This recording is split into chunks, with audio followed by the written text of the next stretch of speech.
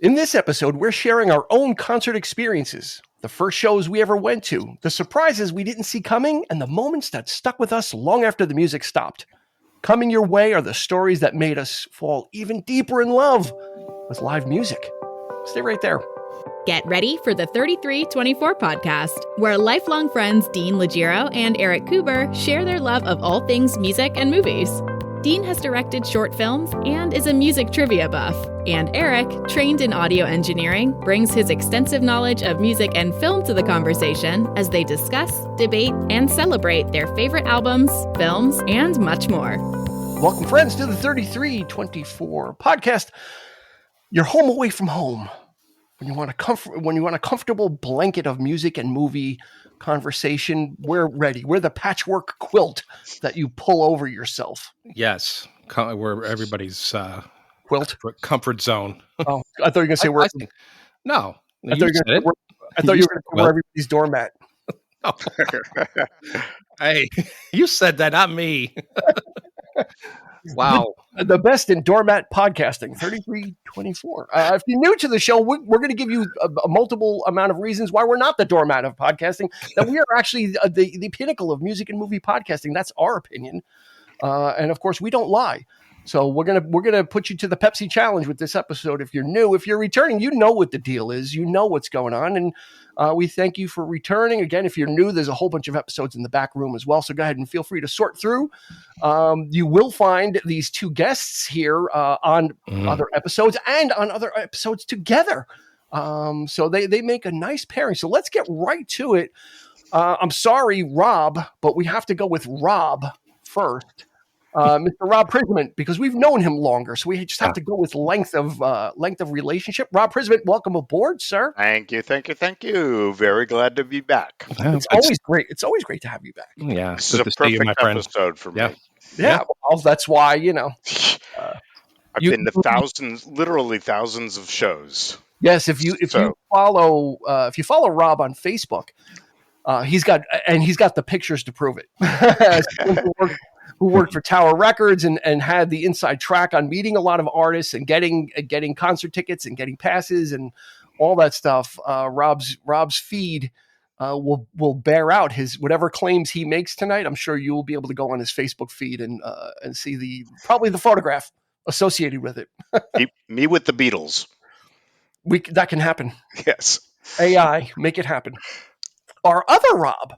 Always welcome. Always good to have him back. I see that he's adjusted the camera so I cannot see where the Godfather poster is. If it's on the floor still, I cannot see because he's moved it. Mr. Rob DeStefano, how are you? I'm good. As always, I'm honored to be on here again. This is great. Yeah. Oh, don't say honored. You're going to inflate Eric's ego. No. But we do appreciate it any higher. But we do appreciate it, though. I have a blast every time I'm on. It's great. Well, this is I've in looking for material for topics and what we want to do. Besides, the albums are there. We can just pick literally from the discography of the world of what albums we want to do. But when it comes to topic stuff and top five. I'm kind of looking for something a little more unique, and I don't even know. I think this might have been on Reddit, and it was just the list. I literally sent everybody here the screenshot of like the list that I found on Reddit about music or concerts, and it was just 10 simple questions about concerts, and they were very interesting questions, and I think it's a fun discussion. Some of the questions I'll go through all the questions. I'll just read off all the questions for everybody beforehand, but we encourage you to also give us your list as well. You can do that at Instagram, Facebook, or YouTube. You can also do it within whatever podcast platform you're listening on. There's a little button that says fan mail or message us or contact us or tap us on the shoulder, annoy us, whatever it is. You can do that and you can let us know what your picks are. We cannot respond to you that way, but we will get it nevertheless, and we'll be able to read that and enjoy it. So here we go. There's a set of 10 questions that each one of us were tasked to come up with answers for. Some of the questions will only have one answer to them because they're very specific things, and then some of them are a little bit more open to interpretation or multiple answers. So we've opened that up too, where, if you've got more than one that really fits, go for it. So here we go. Without any delay, I'm going to just read off the questions. That's this way everybody at home can kind of know where we're going with this. Questions 1 through 10. Question number 1, your first concert. Question number 2, your last concert. Question number 3, your worst concert. Question 4, your loudest concert. Number 5, best concert. Number 6, who have you seen the most? Number 7, who was most surprising to you? Number 8, happy that you got to see. Who is this? Someone that you're happy that you got to see them. Number 9, wish you could have seen. So that's really the wish list of rock and roll's past that you might have been able to see or of age to see, reasonably able to see, but you never got to. And then the final question is, what's your next concert? What's on the horizon for you? So let's start off with the concert master. I mean, Rob Prism at the Priz. I mean, he's got the credentials. He's got the back catalog of concerts. But the only way we're going to start is by finding out, what was your first concert? What was your very first one?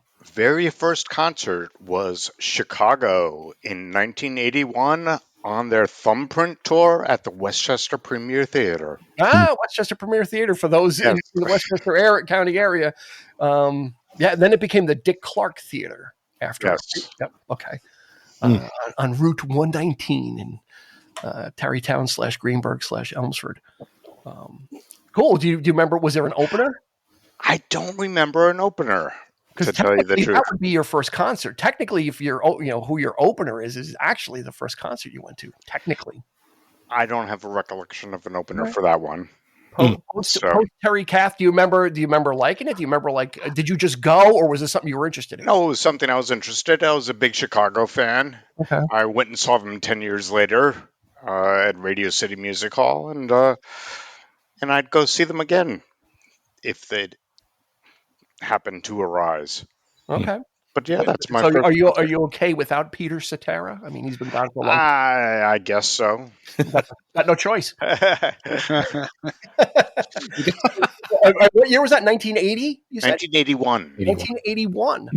Yes. Chicago with an unknown, potentially no opening band. You can probably find. There's a great website. I'm gonna put a link in the show notes. I think it's called setlist.fm or setlist.com. Yeah. You can look up a lot of my concerts in there. Yeah, you can look up almost any tour and see what the set list was. I looked up my first concert I kind of remember what it was, but it's always neat to find the date of a show and then what they played and stuff. Like that. So it blows your mind when you go through the set list, and it's like, whoa. Yeah, I forgot they did that. And During COVID, I went through all my ticket stubs and entered them into setlist.com.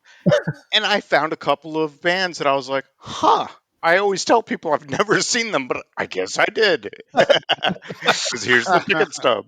Yeah, and openers count. That count as seeing somebody, because sometimes they're not always openers. Exactly. Or they may be a great band, but they never rise to opening status. But they're, a solid band and a great band and have had hits, but they're just openers, Yeah. They never reach that pinnacle. So, cool. All right. There we go. Chicago. Very interesting. Post Terry Kath, of course. But still, nevertheless. All right, Eric, your first concert, where, when, and who?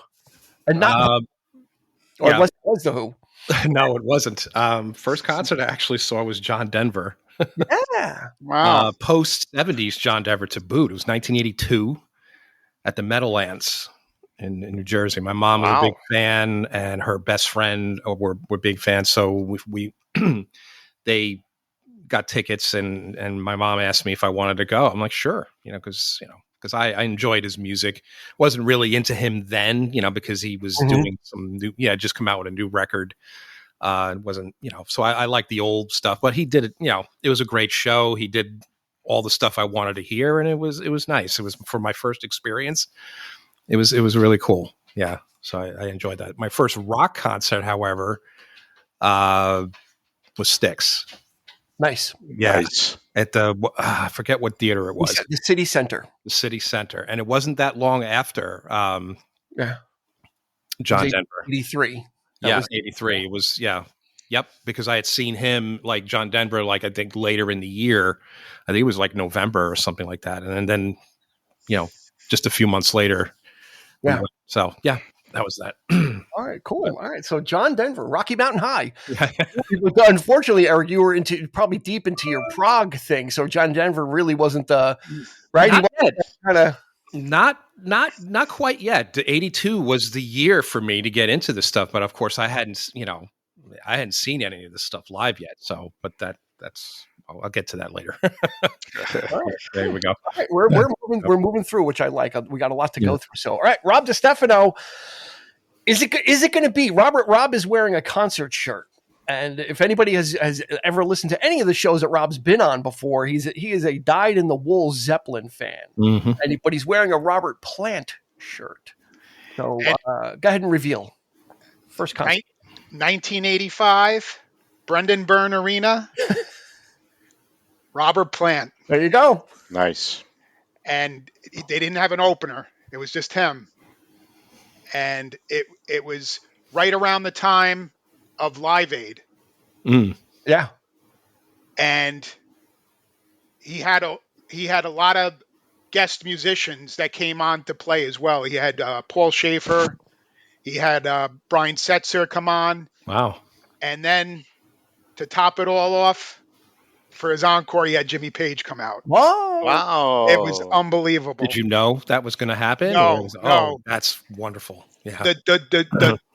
The screaming of the crowd when he announced Jimmy Page, I've never heard a crowd scream as loud in my life, and the roar was for probably a good 5-10 minutes. Yeah, it was unbelievable. That's quite the first concert. Oh, I know. It really introduced me to the concert scene. I had a great time. It was a great show. Back then he didn't play any Zeppelin. But I knew his whole solo catalog. So it wasn't like there was no, every song that he played was great. It was a good show. Yeah, that was pre Now and Zen. So that was right around what, Principle of Moments. It was Shaken and Stirred. Shaken and Stirred. Oh yeah, that's Little by Little. Yeah. Yep. Little by little. That's great. Usually you ask people their first. Yeah, I'm sorry. Usually you ask people their first concert, and they say, "Oh, Cool in the Gang." And you're like, "Okay, what was your second concert?" And you keep going till you get to like, Yeah. But that's an awesome first concert. Yeah. Much like Rob, my first concert, I ramped up pretty quick. He was at the Brendan Byrne Arena in 85. I was there 3 years early at the Brendan Byrne Arena for Fleetwood Mac for the Mirage tour. Oh, nice. Yeah. And Men at Work, a little unknown Australian band, was the opener, Men at Work. And I was a Fleetwood Mac fan. It almost set the bar too high. Yeah. For someone who had gotten into that, I was dating someone at the time, and she was really into that, and she introduced me to a lot of that. But I found Lindsey Buckingham on my own as well, kind of like as a solo artist. So going to see the Mirage tour and just kind of, it's like, wow, oh, okay, like I had never had a concert experience. My first time like being exposed to like smelling weed in an arena, like all that, and all these things were new experiences. Like if you're young, what was I like? I was like 16, 15. I was actually 15, 16. And you don't know what you don't know yet when you're young, and so it was the whole experience. That was just going, and we had the shittiest seats probably in the whole arena, but it didn't make a difference because it was just kind of that having that experience. So that was Fleetwood Mac 1982, the Mirage Tour, Brendan Byrne Arena, which I'm sure may come up again.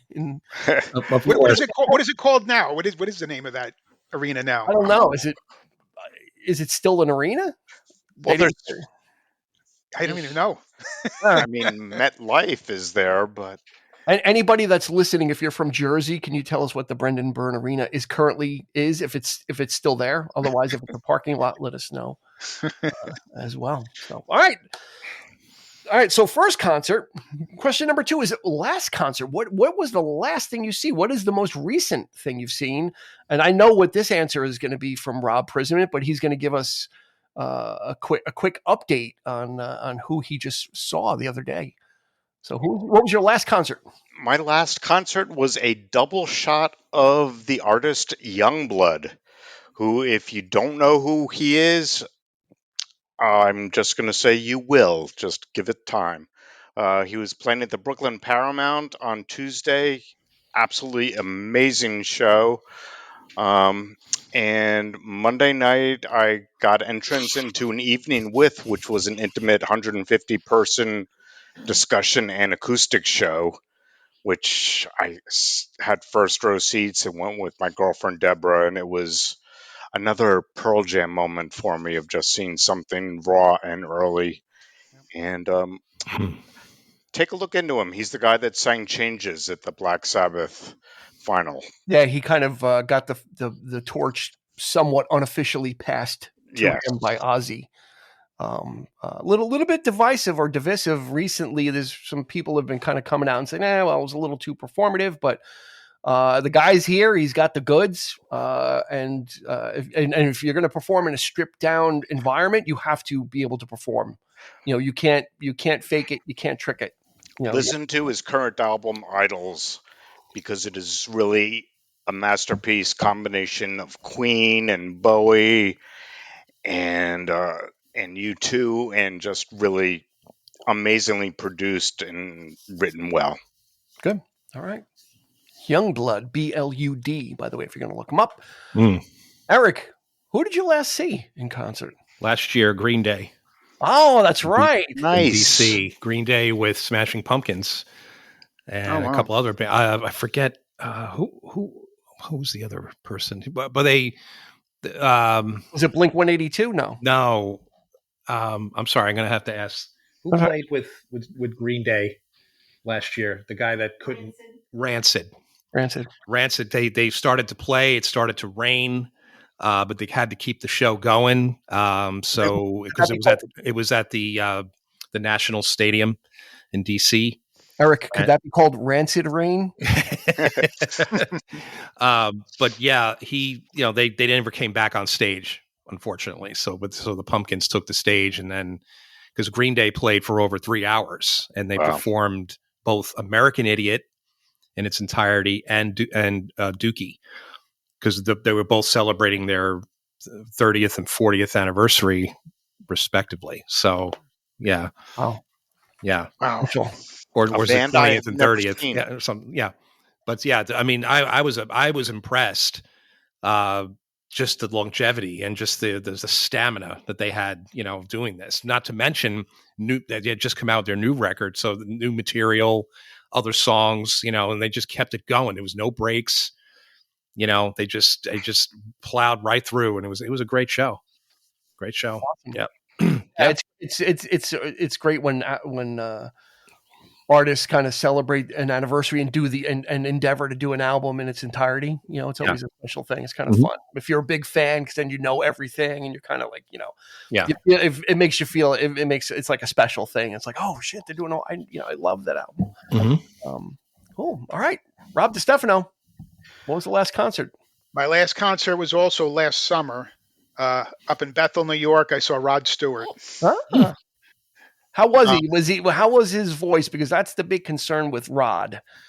I thought I had seen him before in concert. It wasn't as strong as I'd seen him in the past, but I mean, he put on a great show. I mean, he played music from his whole catalog and everything, and I thought he did a really good. He really did a good job on it. I had a great time at it.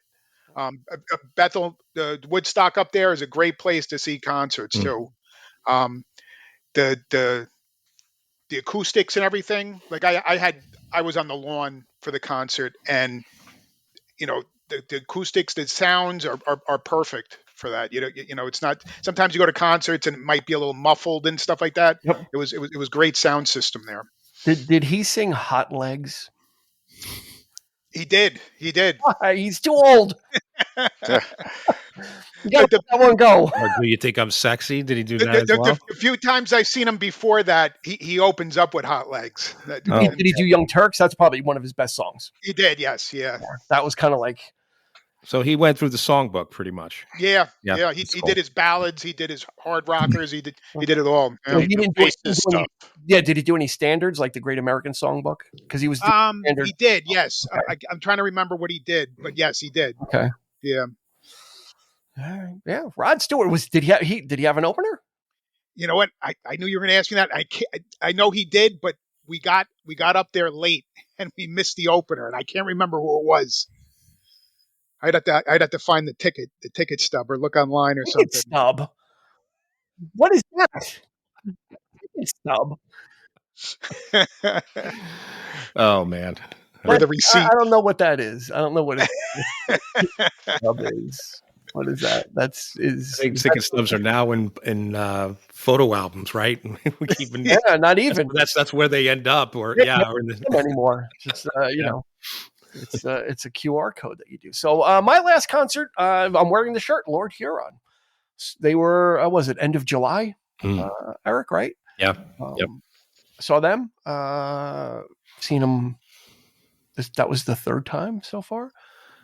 So I'm glad I have new, much like Rob Prismant, the Priz, who's got new artists like Youngblood that he's kind of not going quietly into the night. He's keeping up with new artists, and I'm happy to say that Lord Huron is one of the newer artists that I like and enjoy, and they're just getting better, and they're really coming into their own. So it was Madison Square Garden a couple of weeks ago, and it was an amazing show. Oh my God, it was one of the best production shows I've ever seen.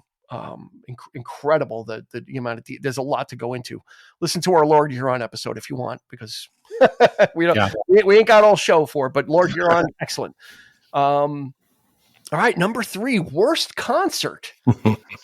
Someone's it's got to be someone's got to get dragged, and I have mine. And there's a particular reason for it, but this will be interesting, and it might play into something that Rob D said that he had just talked about. So let's go, Rob Priz. Worst concert out of the thousands. Who sucked the most? Well, it's interesting. I don't want to say they sucked the most. It just didn't work for me. Got it. It was at the Mercury Lounge, and it was Mazzy Star when they were at their peak. Yeah. But it was so slow and so ethereal that I couldn't stay awake on my feet. I just kept falling asleep and like almost falling down. A little too chill. It just didn't work for me. They didn't do anything to keep me awake, but the crowd loved it. So yeah, well, she was trying to fade into you. Exactly. Yes. Thank you. I'm here all week. Try the veal. Ding, ding, ding. Madden stuff. Well, yeah, but that is kind of like they're kind of a vibe. Yeah, so I won't blame it against them. But I haven't seen them. I've heard the Cars name always come up in people as their worst concert. Really? That they just don't move and are boring as crap. Interesting. Interesting. The Cars. All right. Maybe it'll come up on someone's list. Eric, do you have the Cars? No, I do not. What do you got? Who was your worst, it's called worst concert. And again, it doesn't mean that they sucked. There could be circumstances. It could be other things. So, well, it was a bad show. I mean, the transportation wise, it was a disaster. The whole thing was just very poorly planned. And again, the Brendan Byrne Arena. See? So, I mean, it's not exactly around the corner, is it? I mean, this is before I think any of us had our license, so we had to rely on somebody to actually take us there. Asia was probably the worst show I've ever seen. And, and it was so disappointing because I loved that first record, and this was the Alpha tour. And, we just got the tickets kind of premature. Dwight got the tickets, Dwight Burke. Yep. And it was me, him, and Johnny Cruz. So we went, and it was just Krista Berg, of all people, opened for them. This super prog group, and you got Krista Berg is the opening act. And I was very disappointed because aside from the highly produced songs, the polish of that record just did not translate well to the stage at all. I mean, they just, they were trying to do a little bit more than what they should have done. And, just playing them straight. And then the soloing was very disappointing because all the solos that they did were from other things. Like Carl Palmer's drum solo is the exact same drum solo you hear on their triple ELP live album, ladies and gentlemen. It's that 10-minute solo. It was the exact same solo. I kid you not. And it was like, really? Jeff Downes did him. Of course, Steve Howe did Mood for a Day. That was his one solo that he did. And that was it. And then, John Wetton did a little something. Jeff Downes did this little, sort of classical piece. But that, it was just a bad time. It just didn't work. The music didn't flow. So better produced albums, but not a good live act. Did they do full songs by their individual artists? They did. They did bands? a few. They did. I think they did like Lucky Man. Like John Wetton did. A rendition of. I know when Greg Lake took over. A couple of years later on the Japan tour or whatever, they were doing some more of that kind of stuff. But no, not much. They, like I said, that like Steve Howe did like those little acoustic things with Yes. Yeah. And they just relied on the soloing for that. So, but for the most part, it was just the first two albums, songs from the first two albums. All right. That was about it. I guess they're trying to establish an identity as a band, but they didn't want to rely on their more proggy material, which, they should have done, I think. I think if you're going to see them, you pretty much know what you're getting, Right. where you're going. Right. I don't think it's 13-year-old girls going to say, I want to go see Asia. Yeah, exactly. So, I mean, there could have been, but not. They are still touring with 0 original members. Yeah, Jeff Downes is back in Yes. So exactly. Yeah, just like whoever's touring, and if the other band they're in is not touring, they just join the new. They rejoin Asia. They rejoin Yes. Yeah. Whatever. All right, so it was Asia. Yeah. Rob DiStefano. What concert did you walk out of and be like, nah, man, come on? I didn't. I feel bad because he's an artist I love, and it's an artist I've even done a podcast with you guys on, and it's Neil Young in 2003. I probably should have done my homework before I went. It was for his Greendale tour. That album he put out, Greendale, which was sort of like a themed album. And he played the entire album, didn't play any of his classics, just played that album. And he did play some of his classics for the encores, but the whole concert was just that album. And I wasn't really that big a fan of that album either. And I didn't know that going in. So I was like, and a lot of the people in the audience, it was at Jones Beach. And a lot of people who were at the show, I guess, were in the same boat with me because everybody's screaming the hits, play this. And he actually yelled back at someone in the audience saying, I'm not playing those right now. And he got all mad and everything. Yeah, it was. I mean, he didn't perform poorly. It's just I didn't like that album, and that's what he played. And so I was like, I was a little bored, to be honest with you. Wow, Neil Young, one of the Titans. Eric and I have a similar story. We've told it ad nauseum, so we'll leave it. But we have the same experience with Bob Dylan, basically. Very grateful to have seen Bob Dylan for the time, but it's kind of the same thing. He kind of did, he did the whole American Songbook, and then any songs he did do that were his were unrecognizable because he didn't do them in the way that he did them at a piano and stuff. So total tempo changed, all that kind of stuff. So all right. My worst concert, and I was so I was so excited to see this band, and these guys were a victim of what Rob D said before. They were a victim of the venue mainly. I have to. I'm trying to give them as much of a pass of the venue. I was so excited to see the Cult in 2019 for the 30th anniversary of Sonic Temple. That was their 30th anniversary of the Sonic Temple tour.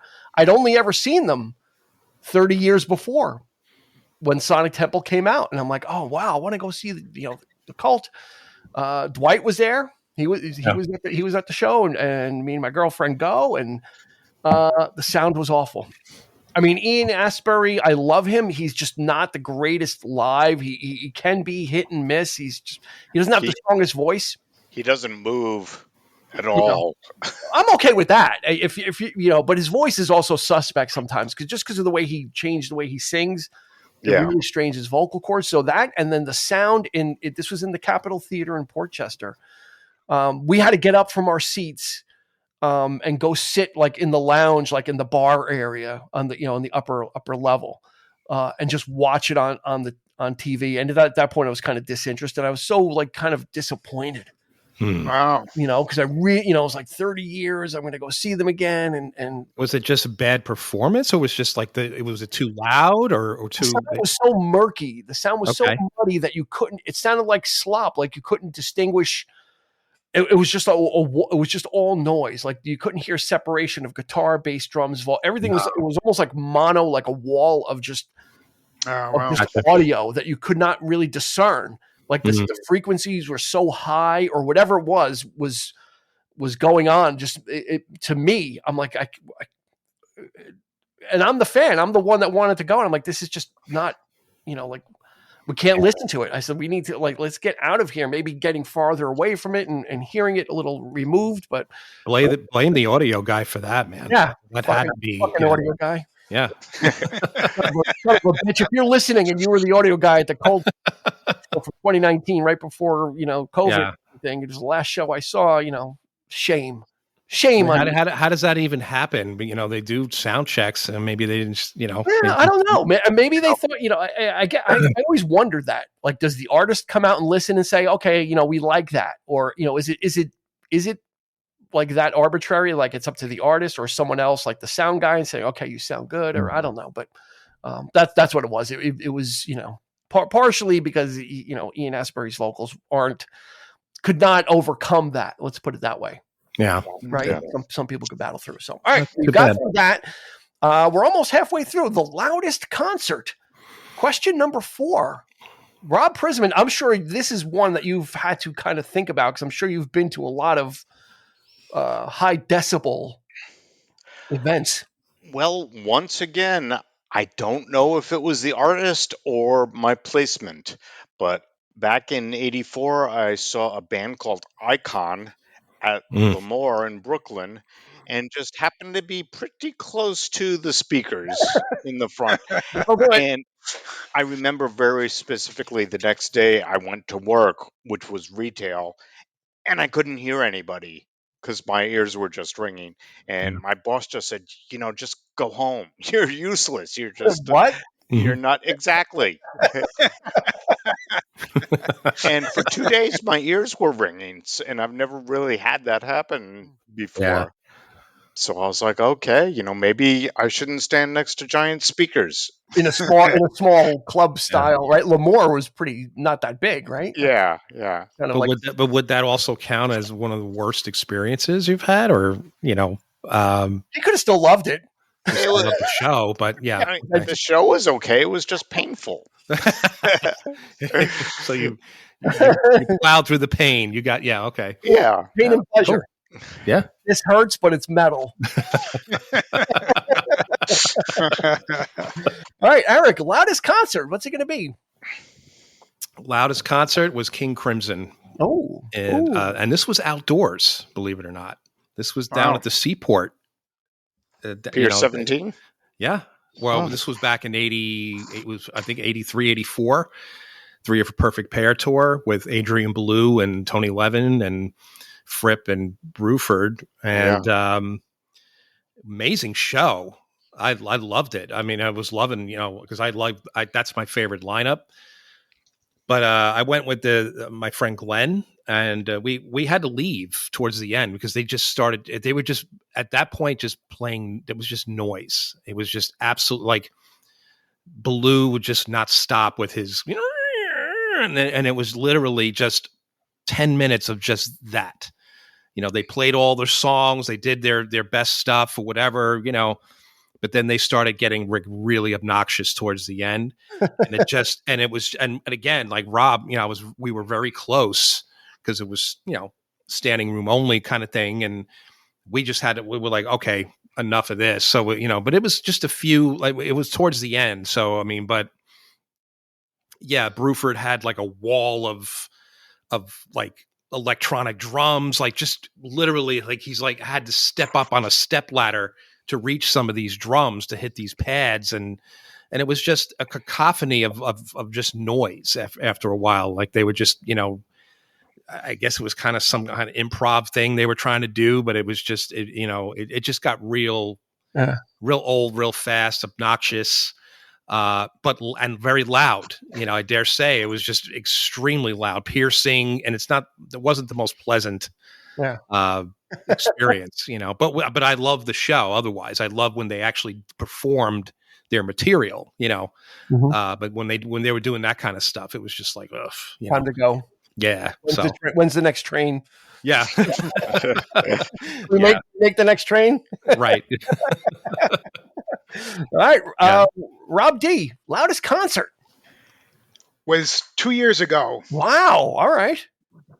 Webster Hall. Oh, there you go. I saw Gary Newman. Wow. Wow.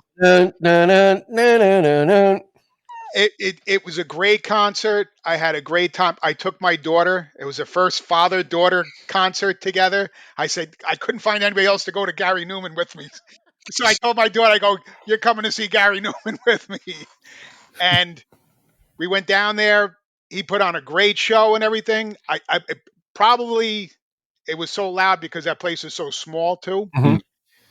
But fortunately, there was this couple that was next to us on the floor watching it, and they must have seen that we were having a tough time with the volume, and they gave us earplugs for it. And halfway through, and we were able to. But I just remember, I love Gary Newman. He was putting on a great show, but it was so freaking loud. I was like, oh my God, I couldn't even hear myself think. I was like, oh my God, this is loud. Yeah. Wow. All right. It was a good show. Did he play Cars? He did, yes. If he played it first, I could tell you that would have been it. I would have been like, okay. Check, please. Don't really know much else. That was my daughter. That was the only song she knew, but she had a good time though. Well, that in itself, and when you crank that shit up, man, that song could get real intense. As Sonic. There's a lot of high end there. I remember going to, I think it was with the Explorers team back in the day. I mean, we might have been like roller skating or ice skating. Roller skating, and they were playing that song, and they had that thing loud, and it was just, and you could feel like the entire place was just booming with that song. But when those piercing like and it just like it gets it does get to you, but I think that's I think Gary Newman has the record for the shortest Spotify greatest hits playlist. Did I say that out loud? I didn't mean that. He's a survivor. The guy's been around forever. Nothing against Gary. We're just having fun. My loudest concert was also from the progenitors of my worst concert. Much like Mr. Rob Prisman, I had hearing damage for the weekend after I saw them, and I was concerned. I'd never had that happen before. And by 1989, when I saw the Cult opening for Metallica, Sonic Temple was their album, and they were touring it, and they were opening for Metallica, who was on the And Justice for All tour. But my friend Johnny Cruz and I, if we've told this story, I'll keep it short. We got tickets to the show. We got 13th row, but only for the Cult. Our plan was not to we weren't interested in Metallica. We were only interested for Metallica. So we paid. That's hilarious. So we paid for the tickets for the Cult, and our ears were blown out by that point anyway. Oof. We could not, they were ringing. Yeah. Metallica started to come on. People started throwing fireworks indoors, like Roman candles or whatever the hell was going on. Yeah. And then you hear they play like the Good, the Bad, and the Ugly music, I think, when they start their show or whatever. So that's and the lights are down and there's fireworks and people. I'm like, we got to go. So we left because mission accomplished. We just wanted to see the cult. But then when you get home and everything gets, when you get out of that environment, that's when the weirdness takes over, because then that's when this ringing comes. Mm-hmm. Yeah. That, that your ears are still hearing, I guess, like these frequencies, and they start ringing. So same thing as Priz. Like for the weekend, I'm like, oh shit, I hope this goes away. this wasn't worth it.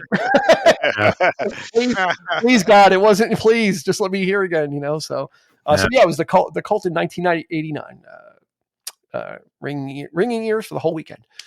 All right, we're at the halfway point. Don't forget, everybody, if you're listening to us, hit us up on YouTube, Instagram, Facebook, and or message us through the podcast platform you're listening on. Let us know what yours are too. We'd love to hear it. Again, we're getting a big swath of different artists that are surprising. Some are loud, some are not that great, some were the first.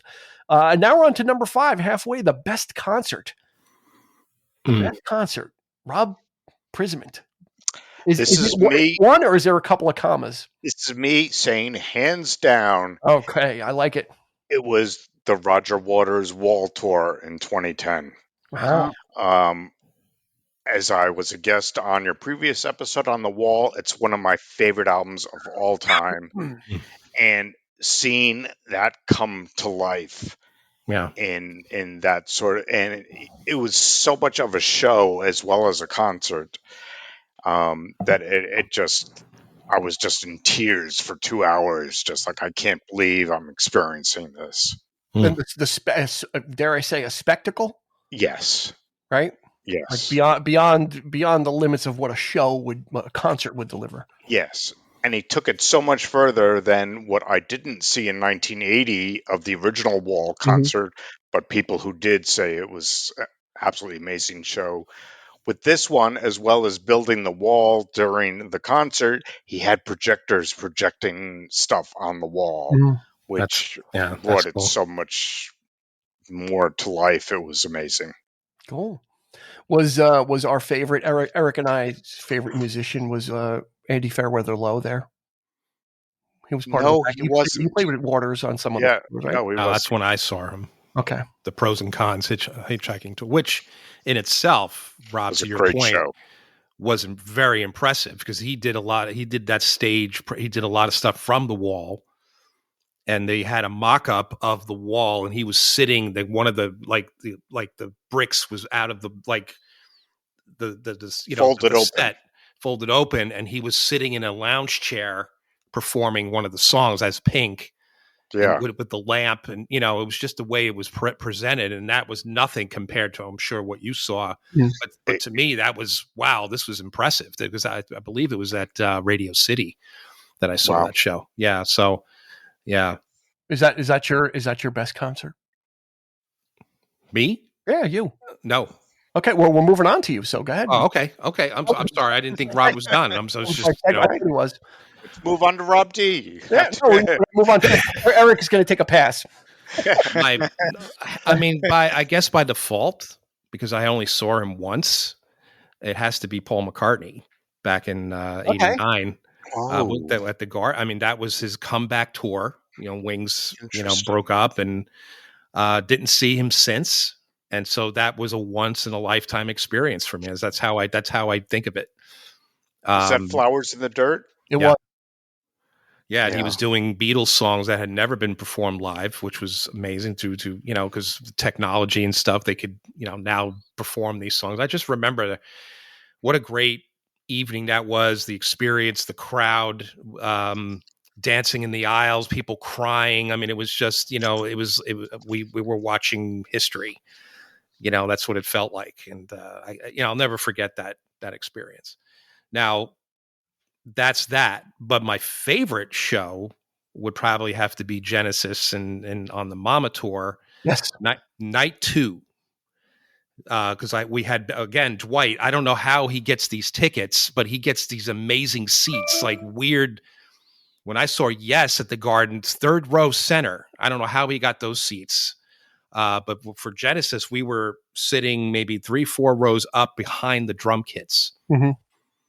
And I'll never forget that experience. So that was, to me, that was very special, watching Phil and Chester. I mean, I was looking down, watching every move they were making, the drum solos, that whole bit, all that stuff. So, and it was enough to see, like, typically if you're behind the stage, you're not seeing, not everybody was facing forward though. Yeah.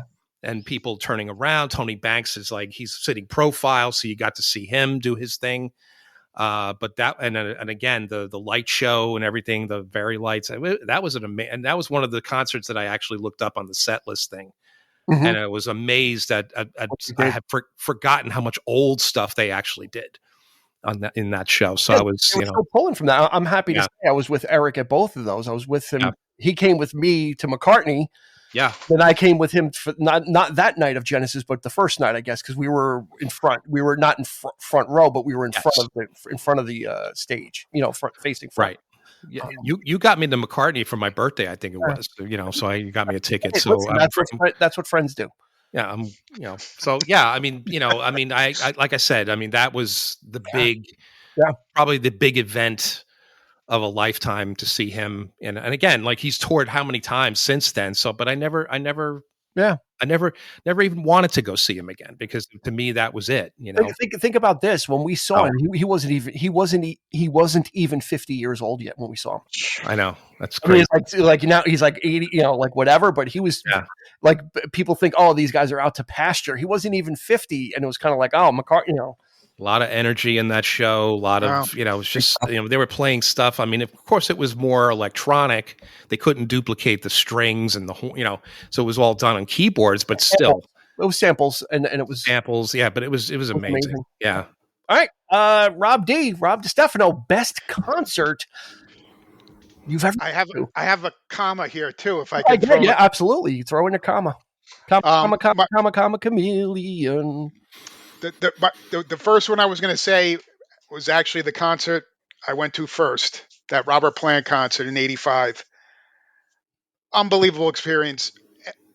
Partially probably because it was my first concert, but just to see Jimmy Page there and everything, it was like such a surreal moment to be a part of that. Mm-hmm. And I actually found online someone had a bootleg copy of that concert show. That must be special. Yeah. And the other one that's always been up there, it was a very low key type of concert, but I always think back to it and how great it was. It was Eric Clapton in 1987 at Madison Square Garden, and he had Phil Collins on drums. Yeah. And I went there with John Cisimara and Robbie Strong. There you go. The three of us there, and it.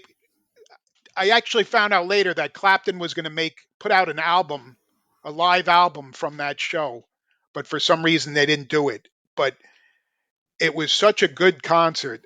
Clapton was on his game perfectly. It was him, Phil Collins, Nathan East on bass, and like a keyboard player, and that was it. And I remember Robert Cray had opened up for them, and he had come out and played with them for a few songs also. It was such a clean, well played concert. The sound system was great. Eric Clapton's playing was unbelievable. It was such a memorable show. There wasn't a bad tune that he didn't play. It was a great show. I always think back to that show. It was so good. Yeah, it's easy to if anybody's seen Clapton, especially back then, it's easy to probably put him towards the top of the list. I mean, I think Eric. I went with Eric on the Journeyman. We saw him twice. I saw him twice with Eric, right? The Journeyman tour, and then we saw him on the Blues one.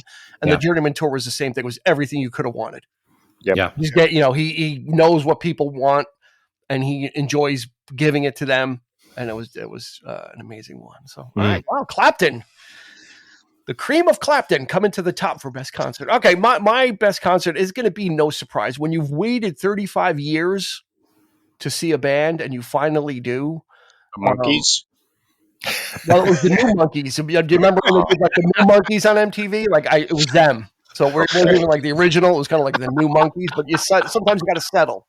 You got to pick your spot. Okay. Yeah, you take man. He's in great form tonight, Rob P. It's ELO. Yeah. There was a start and a stop in 2001 where Jeff Lynne had resurrected the ELO name, put out an album Zoom. He was going to tour. They booked stadiums. People did not buy tickets. They had to cancel it. 2015, an album. He played a benefit show. He played like a couple songs, and then I'm back then I was still getting emails. I was on the ELO fan list, and they're like, "Hey, Jeff Lynne's ELO is going to play Irving Plaza, New York. If you had Irving Plaza, it's a glorified bar. It's really a very small thing. It's so like." Since you're a member of the list, we'll give you early access to get tickets. And it was general admission. So I got tickets, took off of work that day, went down to the city, waited online. My brother was still working. I was like the third one there, third, fourth, fifth, somewhere in the front, just sat out there, waited with people. We got in. I was literally 15 feet from the guy in like a bar, like seeing ELO in a bar. Wow. What it was. It was the full band complement. And it was like wish fulfilled. It was like, it was everything that waiting 35 years was meant to be, because technology had caught up to ELO with sampling, with those things where he can replicate those lush sounds in a concert.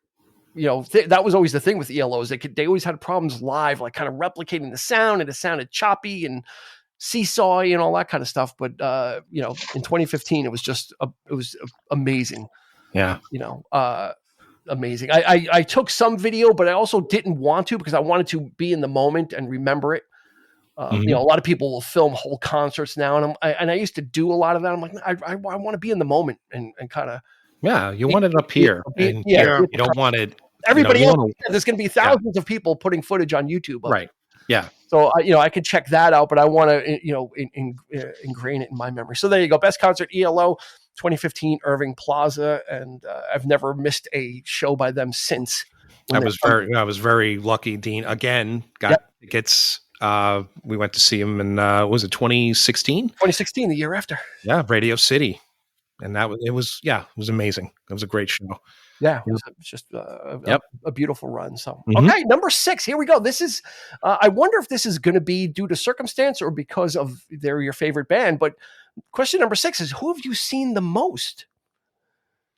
Who have you seen the most, Priz? Is it Billy Joel? Yes, it is. Oh, wow. That was a guess. Far and above Billy Joel, up in the 40s and 50s times. Wow, you're like a deadhead with Billy Joel.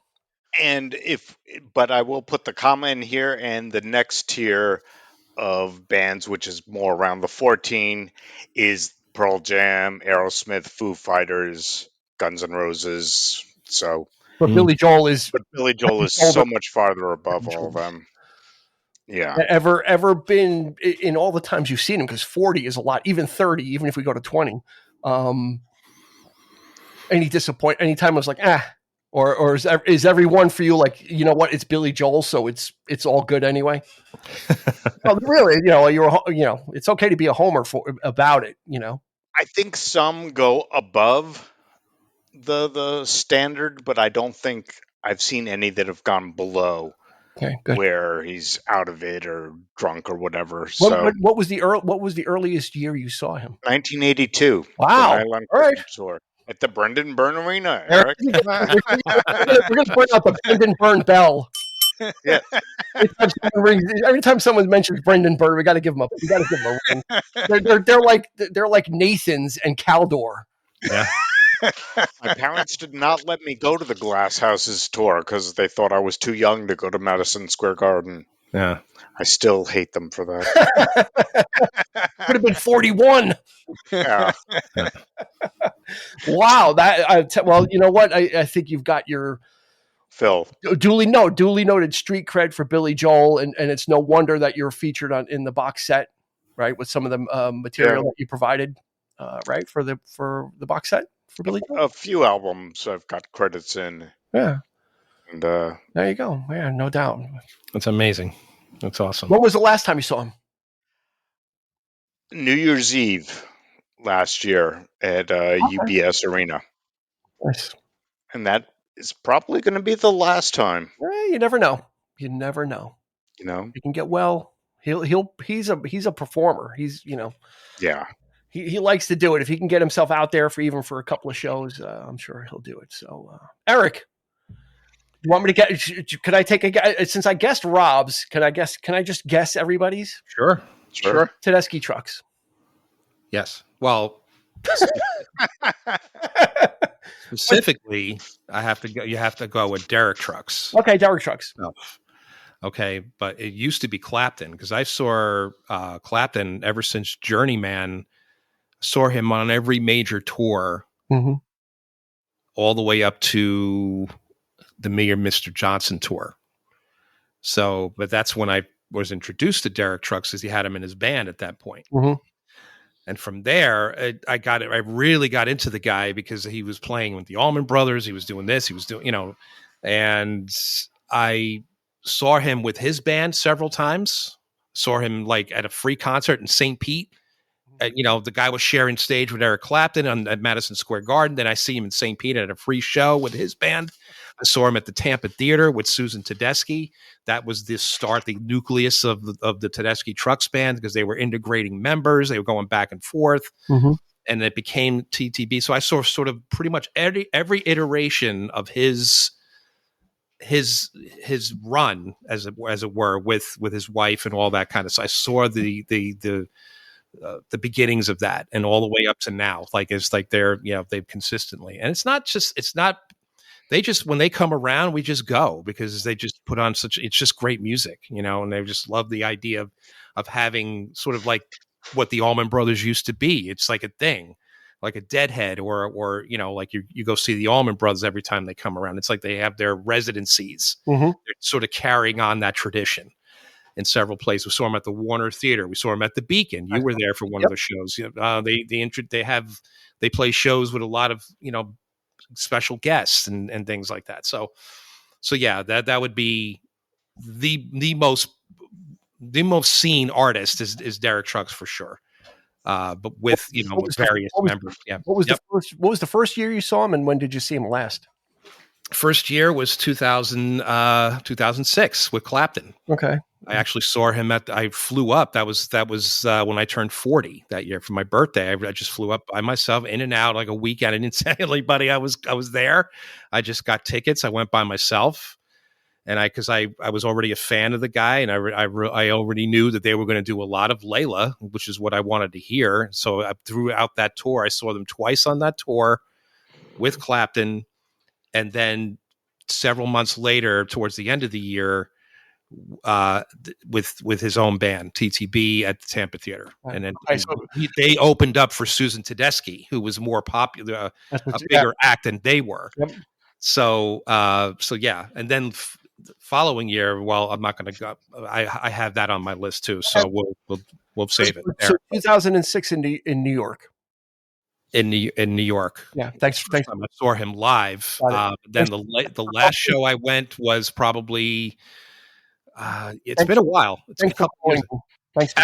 Actually, Frederick. They came right here, my right in my backyard, practically. They were the fairgrounds right here. We could walk to where because it was during COVID, and they came out of COVID, and they split their band in half, so they were playing just like these little intimate shows with the 6-piece. Got it. And it was just that, again, it was, that's the kind of thing they do. They just play these little venues, but they'll also play places like the Garden and stuff like that. So if they can get it. All right. So 2006 New York, and you didn't call me. No. All right. So let me write that down. Hang on a second. Got a pen here. Was here. New York was in New York in 2006. Did not call Dean. That's right. Okay. I got that. All right. Rob, since I'm on a roll, if your number one is not Robert Plant, I'm going to guess, right? It is. It is. Okay. I was going to say if it wasn't Robert Plant, I was going to say Aerosmith. That they're probably second. See, to be honest, I got the mojo. All right, let's hear it. Robert Plant. How many times? Do you know? Since that first time, I've seen him pretty much on every tour he's done. Okay. I've seen him in all his different combinations when he was with Page, touring, Alison Krauss, all that. The last time I saw him was I wanted to see him at the Portchester Theater, the Capitol Theater, but I got to it too late and it sold out. But I saw him 2 years ago up at Bethel with Alison Krauss. They put on a good show there. That was a good show. Lately, he looks like he's auditioning for like the reboot of Lord of the Rings. Yeah. That's a long, stringy hair, and The one thing I like about Robert Plant is he doesn't try to capture his old glory. You know, he knows his limitations now when he sings, and he picks appropriate songs for his vocal range now. You know, and so he's still good to see in concert. You know? I have to say, I really enjoyed those, like the Band of Joy and those bands that he put together, these little sort of folky kind of thing. And again, to Dean's point, the Tolkien vibe, it's very much like, I mean, these bands are like, they that's what they reminded me of, these little like minstrel type, this kind of thing. But he's doing like really cool stuff. It's like real rootsy and doing, some Zeppelin stuff but changing to a more acoustic style and that kind of thing. I like that. I like you say, he's got limitations now and he can't be doing those, what he used to do. So I think, and he's okay with it though. Like he doesn't particularly want to. Right. Exactly. Yeah. So it's not like he's trying to recapture past glory and not doing it as well, and still doesn't like take people's advice. He like, I've made peace with that. That's a whole episode on its own. Young man's game. Bands that should turn it in. That have stayed too long. Yes. I heard Plant's next album is going to be called "They've Taken the Hobbits to Isengard." At volume 1 of a 7-album cycle. The Scourging of the Shire. First track is "Boil 'em, Mash 'em, Stick 'em in a Stew." Anyway, so who's going to guess mine? Each one of you take a crack at it. And I'm not going to give you any hints. The hell with it. Let's see if you think you know me. Eric, go first. You set the table. Okay. Seen the most. Yeah. Avett Brothers. Priz? I think you told me. I would think Fleetwood Mac or Jeff Lynne, but neither of them tour enough for you to really clock in the hours. Right about that. Process of elimination. Yeah, so I don't know. Okay. Rob D? I'm drawing. Let me think. I don't know. I can't. All right. It would have been Brian Wilson. Wow. And like Eric said, the Avett Brothers, pretty much every time they come around, and when they do multiple nights at like the Capitol Theater, they always play small venues and they do a couple nights, so it's easy to go. And they're it's a different, and they're one of the bands that do different set lists every night. So I like that. I always wonder about it. I'm like, how do these bands just like, we're going to do this. We're going to take out 8 songs and we're going to put in, 12 different ones and add this, that's to me, the very definition of an indie band is when they have the ability to do and the talent to do that. Yeah. So the Avett Brothers, again, we were just talking about it yesterday. They have a collaboration coming out with Mike Patton from Faith No More and Mr. Bungle. It's coming out in November. But they are folk doesn't really encapsulate what they are, but it's probably the easiest folk Americana. There's elements of rock. I hear elements of the Eagles. There's a lot of different things in the Avett Brothers. But anyway, I've seen them the most, and I just saw them earlier this year. They actually just played the Cap a couple of weeks ago, but I missed that one. So perfect. I don't think I've ever heard a more perfect sounding show than when we went to see them that time at the Capitol Theater, Dean. Like they're made. They sound like harmonies. It doesn't sound, and there is no like pre-recorded music to play. I mean, it's just 4 or 5 guys, and it's just perfect. Yeah, they're out there getting it done. And I think the night we saw them is the night they did the album True Sadness in its entirety, I believe. They did the whole thing. So, all right, we're moving on to number 7. Mr. Prisman, you had a question. You actually reached out to me about number 7, which is the most surprising. And you're like, well, what does that mean? Did they show up at my birthday and I didn't know they were coming? So you did, I tried to give you some clarification. I think I pointed you in the right direction of it is kind of, it's a broad category, right? It's like, well, is it someone that you never heard of that you ended up liking? Is it a band that you like but really just kind of left it all out on stage? I think it's really widely interpretive. So I'm going to be interesting to hear everybody's picks. So what was your most surprising? Well, I tossed away a couple of things that I deemed surprising, like special guests showing up on a stage that you don't anticipate. I went to see Stone Temple Pilots once, and they had full Kiss makeup on, which was a one-off show that they did just for fun. But you pointed at an opener that you didn't really realize. So I went with that, which goes back to 1983. I went with Rob Majorano to Madison Square Garden to see ZZ Top. And that was back in the days when people didn't care about openers at all. So we went and sat in like the third row and saw a local band with one song on a local radio station record play four songs. And we recognized the fourth song from hearing it on the radio a little bit. And we go, huh, okay, these guys are pretty good. And they said, good night, we're Bon Jovi. Wow. And years later, I met John and I said, I was at that ZZ Top show at Madison Square Garden. He goes, oh my God, that was our first time ever on a big stage. We were scared shitless. It was before our album came out and we just didn't know what the hell to do. But thanks for the support for actually watching us. Yeah, and they would go on to just absolutely explode. Yes. Yeah, and you never know, and that I kind of learned that in just researching things about bands and stuff. A lot of times, if there was just a local band back then, they would just get a local band to be the opener. So there wasn't this notion of like a group always like traveling as the opening band. If some bands would just go from place to place, and the promoter would just set up whoever was local, right, and give them their shot, type of thing. And I think that's so that's maybe where the bad reputation for opening acts came from, is like, oh, who the hell are these people, but you get exposed. They're there for a reason, and you get exposed to new sounds. And it was the boys from Jersey. So yeah, Eric, most surprising. I'm going to go probably.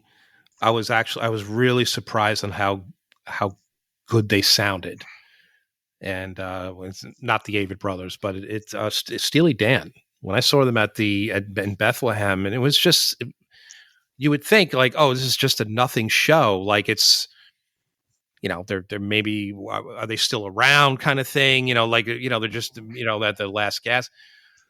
They sounded probably as meticulously perfect as any album they've ever done. It's the most, like, the show itself was just, I was blown away just how good they sounded. And they played the entire album of Asia, because I didn't realize that I guess it was, again, an anniversary thing where I think it was the 40th or 50th anniversary of the album. And they played that in its entirety. And it was a chance to see them with Walter Becker, because he would pass not too long after. And it was just a fluke, because my brother had gotten me the ticket, because he was in a buddy of his, the ZZ Top was supposed to play there, but they canceled. So Steely Dan came in, and so that's why I'm thought, like, okay, well, Steely Dan is just a replacement. Why is that a thing? Like, so I didn't really, I didn't have any expectation. So I went in and I was just like, why are they like headline? Why aren't they playing a bigger place right here? Because this is amazing. Even my brother was impressed. He was like, "Oh man, I'm not a huge fan of this stuff, but man, they're good, And I was really, really happy to see that show, Nice. Which could have been in the next category, but okay. But no, I'll keep it there. There you go. All right, Rob D, most surprising besides the splits. My most surprising also became like my guilty pleasure, and sort of like a thing. Chris Isaak. My wife and I went to go see him at the Tarrytown Music Hall, and he put on unbelievable show. And because of that, anytime he's anywhere near the area, me and my wife go to see him. And he puts on, like, his band that plays with him is so tight. They're so good. And he is a great communicator with the audience. He keeps everybody involved. His songs sound great, and that show at the Tarrytown Music Hall, it was a memorable experience. And even though I love his music, I wasn't expecting it to be that good when I went to the concert. It was great. So every time he's around now, I go to see him. Yeah, he does like Christmas themed shows too, right? Now, Yeah, when he comes in during the holidays, he does a Christmas thing. All right, my most surprising. I've got two. One I'm going to keep really short, and then one I'll keep as short as well. Eric and I, most surprising. I became a fan of this guy when I saw him. Eric knows who I'm talking about. Bahamas. Mm-hmm. It sounds like a group name, but it's actually one guy from Canada. He opened for Jack Johnson, which was a magical night. And he was very off the cuff, very just dry sense of humor. His songs were catchy, and now I follow him and I buy his stuff. And he's a great guitar player. He's a great songwriter. He sounds great. He does, he fools in different genres. Like his last album was kind of like a country album and all kinds of things. But the main one, the most surprising one, back when they used to have the Clearwater Festival over in Croton, New York, you got everybody playing. And I went one year with my ex-wife because she wanted to go and all these different things. And she kept on talking about this guy. Oh, we got to go see this guy. We got to go see this guy. So we go over, and his name was Garland Jeffries. Mm-hmm. And I'd heard the name. I didn't know anything about the guy. Didn't know anything about the music. And it was this guy. He was probably close to 70 at the time. And just total punk rock. I was like, it made sense after I researched that he was friends with Lou Reed based on like the style of music he was playing. The funny thing about it is I guess his set was supposed to be like an hour, and like 40 minutes in, he was checking his watch. He was like, oh, okay, last song. And then he had to come back out and keep playing. Like he was like, he wanted his set to be over, I guess. So he had to keep coming out, but he was jumping off the amp, off the monitor in the front and just doing stuff. And I went and went and bought like whatever his latest album was. And I just fell in love with just just his music, just what he does, what he stands for. There's a lot of different facets to Garland Jeffries. And I went down the rabbit hole and just started picking his stuff up. And I really walked away a fan. So there we go. Most surprising. Honorable mention, James Blunt. I saw him when You're Beautiful came out, went to go see him live. It was a totally different experience than the album. Electric guitar, everything was like rocking. I was like, wow, okay. Okay, anyway, number 8, we got to rush through these. Number 8, happy I got to see. Rob Prisman, who are you happy that you got to see? They were a band I absolutely loved at the time. Back in 1989, I got to see Mother Love Bone play in a club in New York, opening for a different band. And I'll admit it, just between the four of us, since I hope no one else ever hears this, I was not that impressed by them. Right. I just wasn't as captivated by them. And that was with Andy Wood, right? Oh yeah. Okay. And honorable mention is I'm glad I got to see Frank Zappa a couple of times. Oh, there you go. That was just great. We were just talking about Zappa yesterday, Eric and I. Yeah. Cool. All right, Eric, happy you got to see. Well, I mean, I'm just going to put it out there. I'm happy to have seen every show that I've ever seen. Okay. I mean, seriously. I mean, there's the opportunity to have gone, because I'm not like Rob, where I'm not actively going to see concerts all the time. And, so every concert to me is an experience. And, but the one that I really am happy that I've seen and I cherish will always be Clapton's Crossroads Festival in 2007, Bridgeville, Illinois, just right on the outskirts of Chicago. I was able to fly there. I was able to go, out of, can't just drive, whatever. It was, it was an all day event. I got to see some amazing people that I wouldn't have paid money to see by themselves, but the opportunity and a lot of history during that show, and the whole vibe of the day was great. Just to see all the artists, pay their respects for one another. From the vantage point where we were at, it was just, you could see on the side of the stage, everybody's just hanging out, watching each other play throughout the days. No ego involved there. I got to see Robbie Robertson with Eric. I got to see Steve Winwood with Eric come out, do that. That was their reunion, impromptu blind faith thing, because they had a falling out. I didn't know this, but so he invited Steve Winwood to play, and he, but Derek was there. It was Los Lobos, John Mayer, John McLaughlin, Willie Nelson, Sheryl Crow, just the list goes on. Alison Krauss was there, Union Station.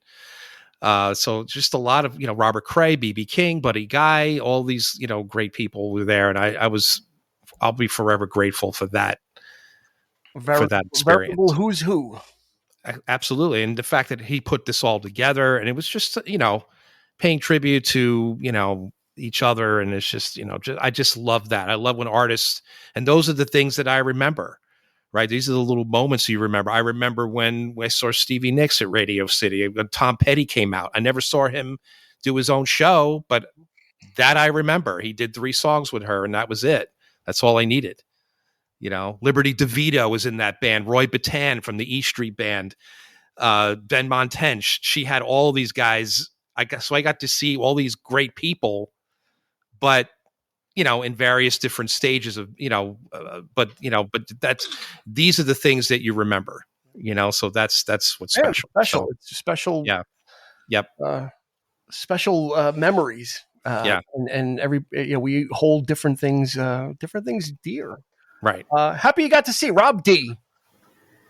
You mentioned him earlier, and I agree with you in the way he performs now, but I'm glad I got to see Bob Dylan.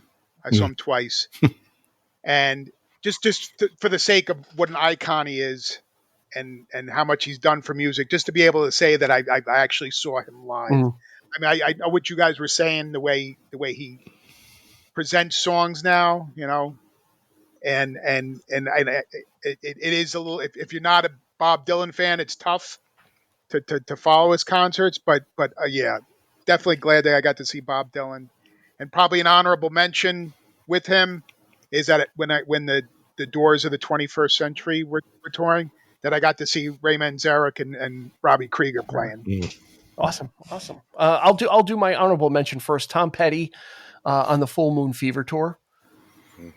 Just a jukebox. By that point in Petty's career, he had enough that it was just a jukebox night, and he had his solo stuff, so that was amazing. But the really thing I'm happy I got to see was because it was a moment, and I have stories from it, and it was such a great thing. There was a show in the late 90s or early 90s, late 80s, or early 90s. That was canceled for one reason or another. And when these two bands, it was a double bill, when they rescheduled, they added a third band. So I'm happy I got to see Guns N' Roses, Deep Purple, and Aerosmith at Giant Stadium. Yes. And if you're a keen eye, the Paradise City video for Guns N' Roses, part of that was filmed during the day because Guns N' Roses was still an unknown factor. So when we got there was nobody there, and Guns N' Roses was playing. So we were there for like the full thing. So we got to hear that. And, I think I was probably working at Crazy Eddie at the time. So those people were into it. So I was getting exposed to it. So I was ready for it. And then Deep Purple came on. Famous story when they played Smoke on the Water, people lit the seats on fire across from me. I looked across the stadium and the seats were on fire. I was at that show myself. Yep. So you remember? I remember that. Yes. Were you with the group I was with? You had to be then. I was like the extra guy. I had a reputation as being the extra guy. Like when there was an extra ticket, they would call me. I was there with my brothers. I think John Cisamara. Yeah, I had to be. And we had to be part of the whole group. Yeah. And then Aerosmith closed it out. So it was just an amazing night. It was like a mini festival of just great music. Aerosmith at that point was at the top. They're on their second renaissance, at the top of their game for the 80s, the late 80s, early 90s. just killing it. So it was just a great night. It was like, it started out during the day at like noon, and it was like dark, and it was it's just a great thing. So great thing. All right, we got to speed through the next two, so we can finish out. Number 9, wish I could have seen. Priz, who do you wish you could have seen? I wish I could have seen Zeppelin, and I wish I could have seen Queen. Is there a certain era for Queen, or any Queen? Pre the game. Okay. or the game backwards. I mean. 70s. Yeah. 70s Zeppelin, obviously, and Yes. 70s Queen. Eric, who do you wish you could have seen? I wish I would have seen Bowie. Anytime, because he was, you know what I mean? Like because he's doing something different all the time. But I have to say the one that got away was The Who and their so-called farewell tour. And not just because of them, but that was the last time the Clash played. I didn't know it at the time. That was Shea Stadium. That was their last performance. So I would have seen history there, right there. A little bit of history. I missed out on that one.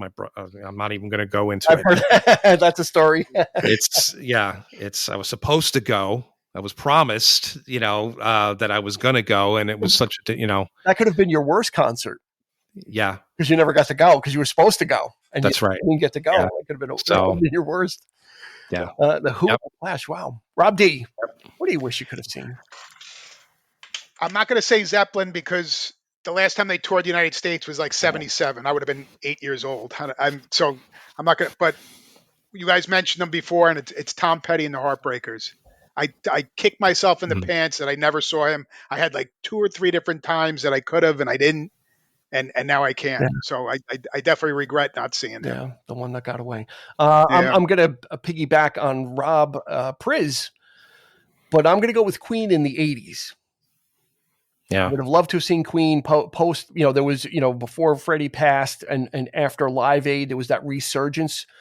Yeah. I would have liked to have seen Queen in the 80s with Freddie, just at full confidence, and just, his voice was at its apex really in the 80s. It was, just powerful. You can argue what what types of music you like from what era, but for me, the 80s Freddie, I would have liked to see him strutting around, with the crown on and the cape, and I just would have loved to see that whole thing. So, all right, we're at the final question of the evening.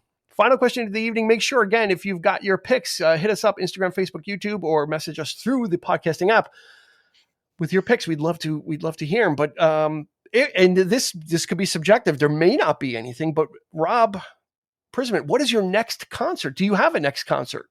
One of the 3 of you is wearing a shirt of who I'm going to see next. I am going to see Robert Plant at the Paramount in Brooklyn. Oh, nice. Oh, nice. Awesome. Okay. When is it? November 5th. Oh, not too far away. Not too bad. Yes. All right. And I've seen him before in different incarnations. So I'm looking forward to this. Wow. All right. Eric, anything on the horizon for you? Nothing planned, but we talked about, I would love to see Lord Huron. Yeah. Per your recommendation. I love their new album. I fell in love with this band thanks to you. But yeah, that's probably next on the docket. Either that or whoever comes around first. Avett Brothers. My wife hasn't seen them yet. I'd love to. We need to go check them out too. So I'm sure Lord Huron's going to have a second leg. So I'm sure they'll be back. They're overseas right now, so I'm sure they'll be back around. I'm confident. Yeah. Mm-hmm. Rob D, who's next? Do you have somebody next? Do you have somebody up? I don't have anybody lined up, but within the last 10 years, I like to go to smaller venues. Mm-hmm. I don't like to go to big arenas anymore. No, I like that more intimate.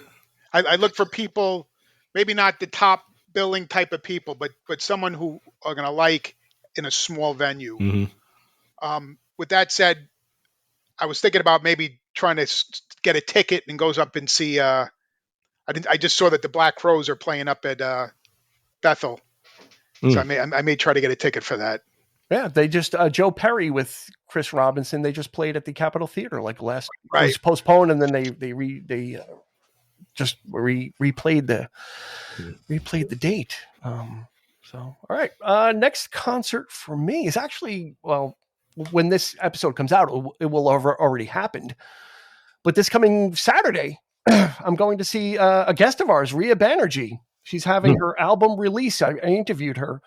Her album release party is on Saturday up in Beacon, New York. So she's gonna play the full album and then play some other stuff. So I'm going to go to support her and listen to her perform her album. And it's really, I've listened to it a couple times already. And I really dig it. Very much a 90s aesthetic. There's Foo Fighters in there. There's U2. One of the songs, she's like, I want it to sound like a U2 song. So she's really steeped in kind of like where her musical roots are, and she really is able to adapt it. So it's a really great album. So I'm going to see Rhea Banerjee on Saturday for her album release party. So nice. I'll be wearing the 3324 gear, so maybe she'll notice me.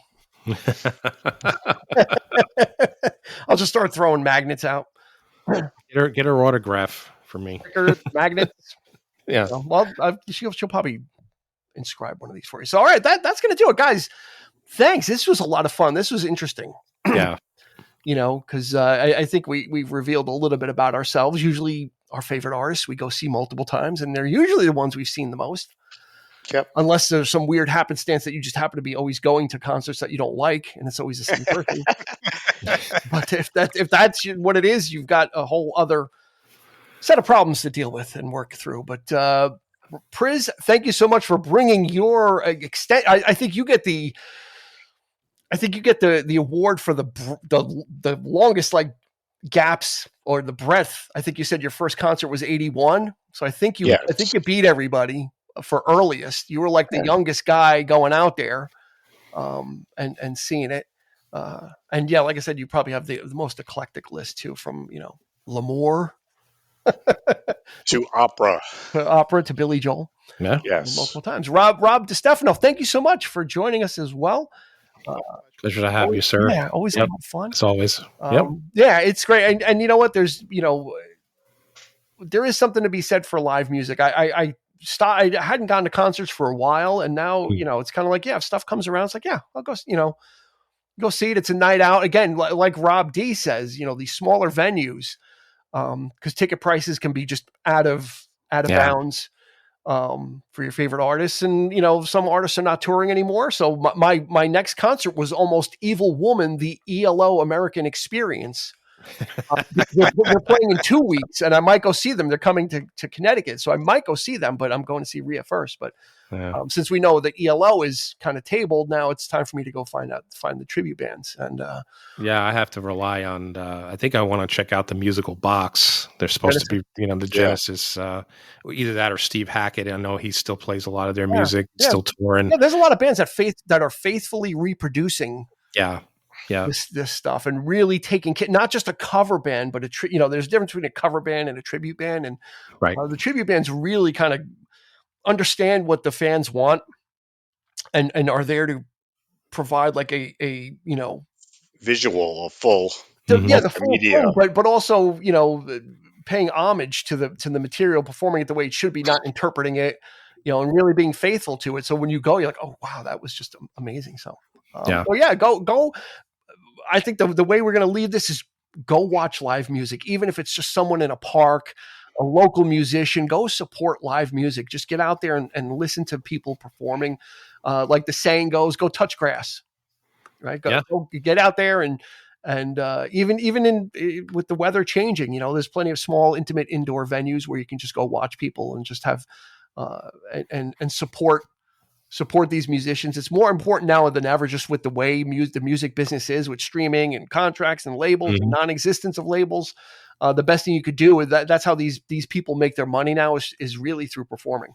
They're DIYing their albums and self-producing and creating, but they need to rely on shows and merch. The merch to make a buck. So any final comment, Rob D? No, just I said it all, right? Yeah. Eloquently. Priz, any final comment?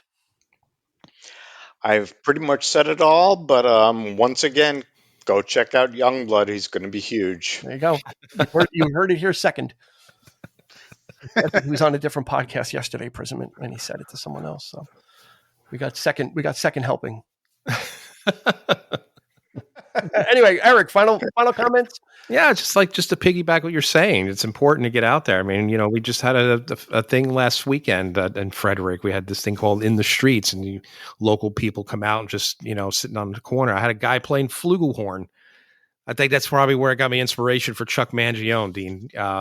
This guy was just, with a backing audio track. He was jamming out, and it was great. I love that. I love seeing local people play, from somebody on a street corner to people we know. Yeah, just getting out there. Getting out there and doing it, and it is important. Yeah, if you can't play an instrument, go out and watch people play instruments. That's where we're at. Yeah. That's going to do it for this episode. Again, final reminder, leave us your picks. Find us on the socials. You know where it is. If you've been here, you've heard me say it 4 times already. So we'll leave it there. For Rob D, for Rob P, and for Eric, this has been Dean. We will catch you at the next concert venue. You've been listening to the 3324 podcast with Dean Legiro and Eric Kuber. You can find us on your favorite podcast provider, so please like, subscribe, and rate to become a part of the 3324 family. Your feedback is important, so make sure to follow us on Instagram and Facebook at 3324 podcast and on Twitter at 3324p to join the conversation.